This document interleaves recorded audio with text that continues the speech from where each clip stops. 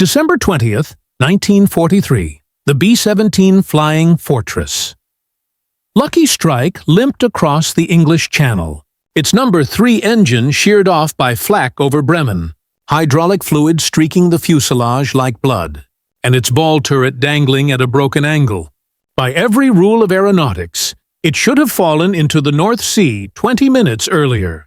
But Lieutenant Marcus Webb somehow kept it in the air, guided by sheer will and perhaps something else, something done to the plane weeks earlier by a mechanic who didn't believe in manuals. When Lucky Strike slammed onto the runway at RAF Bassingbourn on one landing gear and skidded to a halt in a shower of sparks, the crash crews braced for corpses. Instead, 8 shaken men climbed out alive. The 9th, the ball turret gunner, was gone. But the rest survived a flight no B-17 should have endured. Colonel James Albertson stared at the wreckage and asked one question.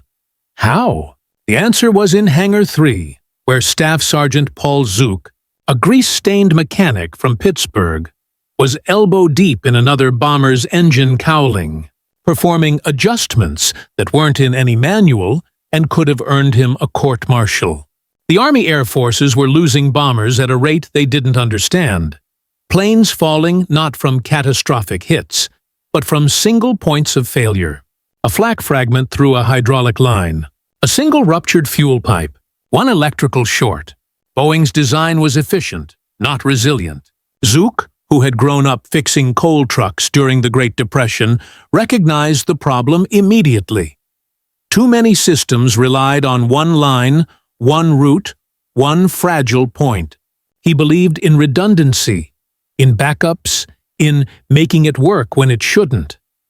By fall of 1943, mechanics noticed that bombers Zuk had serviced, planes that took damage that should have been fatal, were returning home.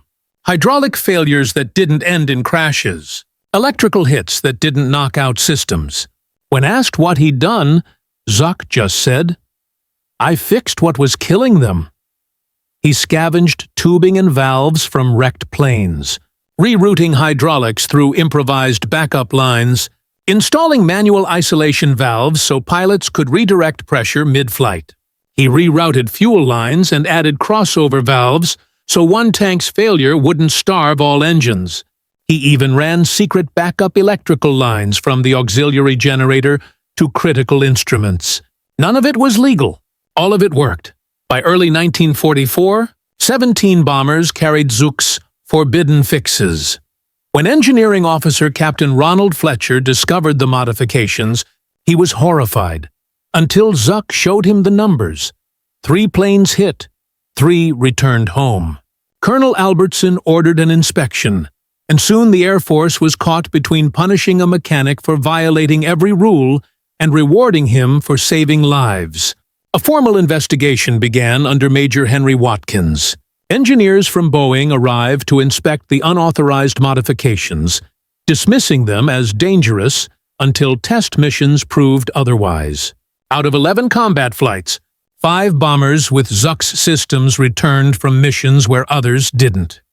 One aircraft, Memphis Belle II, lost all primary hydraulics over Germany, yet completed its mission and landed safely thanks to Zuk's manual bypass valves.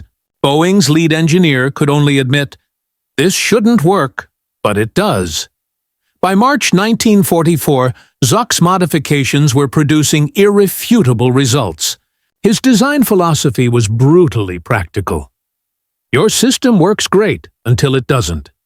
Mine works badly all the time, but it keeps working.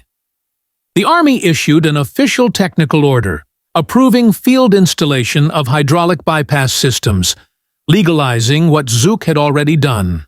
But bureaucrats left out his fuel and electrical fixes, labeling them unnecessary.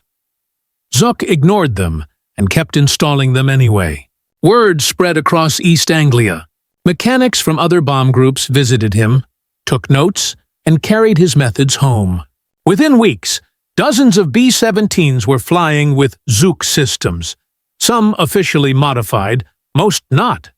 By spring 1944, the survival rate of Zuk-modified bombers was statistically undeniable. Groups with his full package of modifications suffered fewer losses and mechanical aborts than any others in the 8th Air Force. Pilots noticed it too. The planes just came back. When official authorization finally arrived in April, most of the work had already been done by mechanics working after hours, trading diagrams and handwritten notes instead of waiting for orders. Colonel Albertson presented the survival data to Air Force analysts, who confirmed what everyone on the ground already knew. Zuk's illegal systems worked, and they were saving lives. By the war's end, Zuk's ideas, redundant hydraulics, cross-fed fuel lines, and secondary electrical systems, were incorporated into later B-17G and post-war bomber designs. Unofficial reports estimated that his modifications helped return over 340 aircraft that would otherwise have been lost, saving between 3,000 and 4,000 airmen from death or capture. Yet when Zuk left the service in 1945, his record listed only exceptional proficiency in aircraft maintenance. He returned to Pittsburgh, reopened his garage, and never spoke much about the war. Decades later, in 1973, a researcher named Dr. Michael Torres found him and asked why he'd risked court-martial to make unauthorized changes. Zuk's answer was simple. Guys were dying because the planes weren't built right. I could fix that, or I could follow the manual. Easy choice. Lucky Strike, the first plane to bear his work, was scrapped in 1954, but photographs of its modified systems were quietly included in maintenance manuals for generations of Air Force mechanics, credited only as field-developed redundancy systems. When Paul Zuk died in 1989, his obituary mentioned nothing about the B-17. His grease-stained notebooks, filled with sketches, pressure diagrams, and the shorthand of a man who built safety out of ingenuity, now sit in the archives of the Air Force Museum. His name was never written in the manuals, but his work changed them forever.